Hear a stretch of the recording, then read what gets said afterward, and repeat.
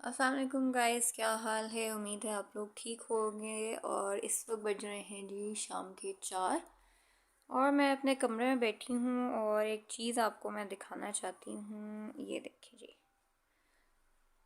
अब आप सोच रहे होंगे कि ये मैं आपको क्यों दिखा रही हूँ अपनी रिंग। तो जनाब, रिंग मैं आपको इसलिए दिखा रही हूँ क्योंकि काफ़ी टाइम से बहुत गंदी हो गई थी। जैसे ख़वातीन को अक्सर ये प्रॉब्लम आती है कि वो रिंग जब पहनती हैं, उसको पहन के ऑब्वियसली सारे घर का काम करती हैं, तो उसके ऊपर मैल जम जाती है और इतनी मैल जम जाती है कि वो किसी भी तरह नहीं निकलती है। इसको भी, ये भी मेरी जो आप रिंग देख रहे हैं, ये इतनी गंदी हो गई थी, इतनी ज़्यादा कि इसके बैक साइड पे भी अगर आप देखें तो मैल ही मैल थी। और वो साबुन, और जो आप कपड़े वॉश करते हैं, बर्तन वॉश करते हैं, बस वो वाला साबुन इकट्ठा होता रहता है और अक्सर हमें याद नहीं रहता कि हम इसको अच्छी तरह धो लें, तो इसके अंदर मैल जम जाती है। तो ये वाली आप देख रहे हैं, इसके जो बैक साइड आपको नज़र आ रहा है ना, इसके अंदर तक जो है वो मैल जमी थी और एक एक इसके खाने के अंदर मैल जमी हुई थी। तो बड़ी कोशिशें मैंने की, काफ़ी टाइम से मैं लगी हुई थी कि ठीक हो जाए, ठीक हो जाए। इसको मैं डेली कॉमन पेन से भी साफ़ करती थी, सेफ्टी पिन भी मैंने इससे साफ़ करके मैंने देखा, थोड़ा स्क्रैच करके देखा कि शायद मैल बाहर आ जाए।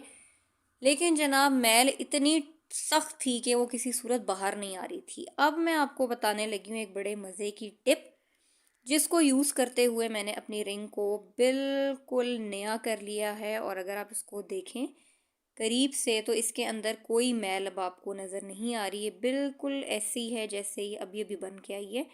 ये इतनी नई हो चुकी है।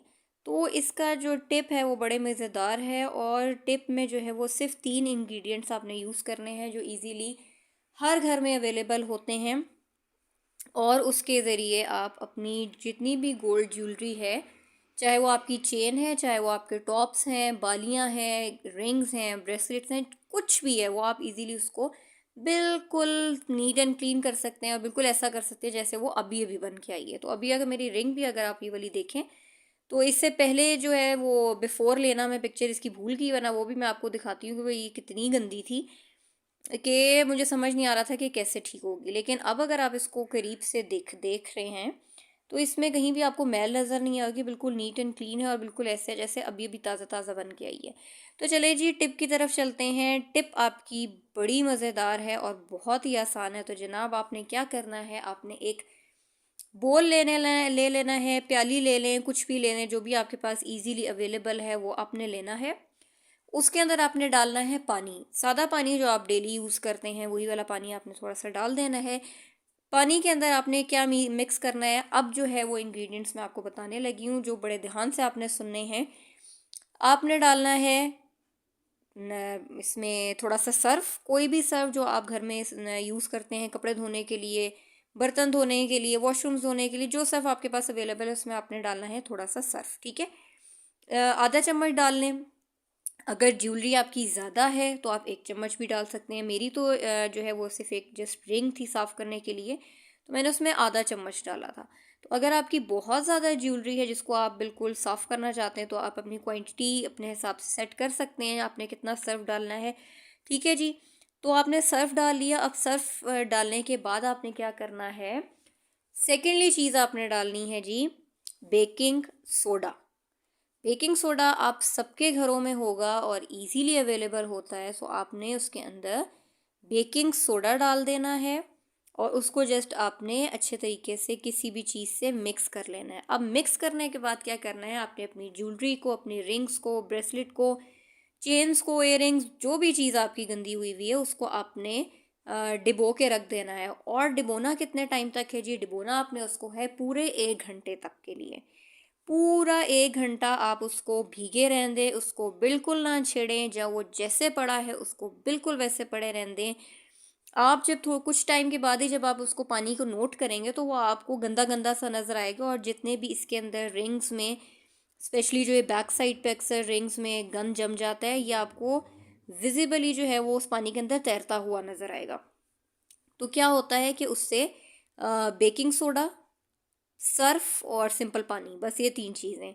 और जी आप हैरान रह जाएंगे कि आप 1 घंटे के बाद जब अपनी ज्वेलरी को निकालेंगे तो उसके अंदर से मोस्टली मैल जो है वो बिल्कुल निकल चुकी होगी, वो पानी के अंदर ही तैर रही होगी। थोड़ी बहुत जो रह जाएगी उसके लिए आपने ये करना है, क्योंकि कुछ होल्स या कुछ जगह छोटी छोटी ऐसी होती हैं जिसमें थोड़ा बहुत फिर भी मैल जो है वो रह जाता है।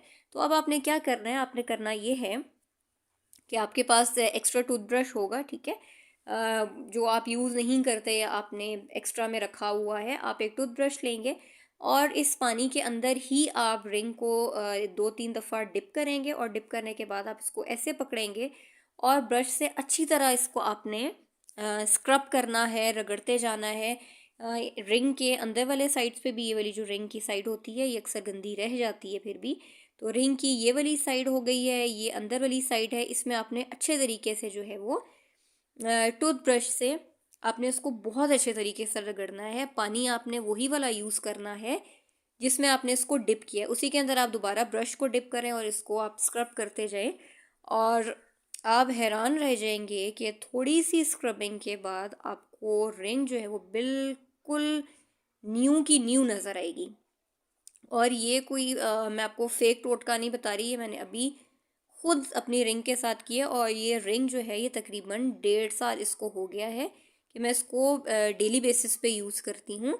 और ऑब्वियसली जब मैं बर्तन धोती हूँ, आटे गूंदते वक्त मैं इसको उतार देती हूँ, लेकिन जब मैं बर्तन धोती हूँ तो ये मेरे हाथ में होती है, तो इस वजह से इसके अंदर बहुत सारा मैल, ये इसके एक एक होल के अंदर जो है वो मैल जम चुकी थी।